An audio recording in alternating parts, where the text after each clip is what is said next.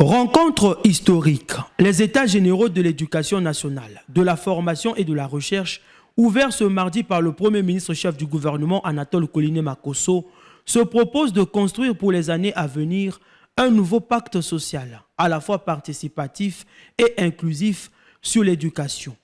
Dans leur prise de parole, les représentantes de l'UNESCO, Fatoumata Bari Marega, et de l'UNICEF, Chantal Oumotoni, ont réaffirmé l'appui total de leurs institutions respectives au moment où les conclusions attendues de cette grand-messe vont converger vers les enjeux mondiaux de l'éducation. Les conclusions des Assises nationales des États généraux pourraient coïncider avec la tenue de la prochaine revue sectorielle conjointe prévue d'ici la fin de cette année, ainsi que la validation de la politique nationale sur la recherche scientifique et l'innovation dans la foulée de l'organisation du sommet mondial. Ce momentum convergent permettra d'assurer un meilleur arrimage des engagements nationaux aux résolutions internationales qui résulteront du sommet mondial prévu du 16 au 19 septembre 2022 à New York. L'éducation étant un droit fondamental et le socle de tout développement sociétal, il convient de s'arrêter de temps à autre pour faire les bilans des stratégies déployées pour un système éducatif efficient.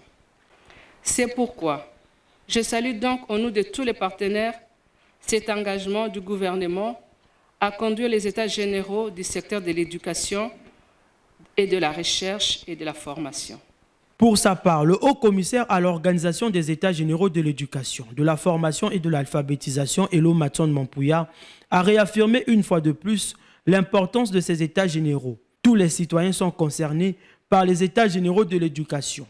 Plus il y aura de citoyens et d'acteurs de terrain, plus cela sera constructif et plus les propositions seront concrètes. Cette phase nous permet d'aller avec un peu plus d'entrain vers les concertations locales, que sont les consultations départementales, durant 2 semaines à partir du 12 octobre 2022. Elles sont indispensables.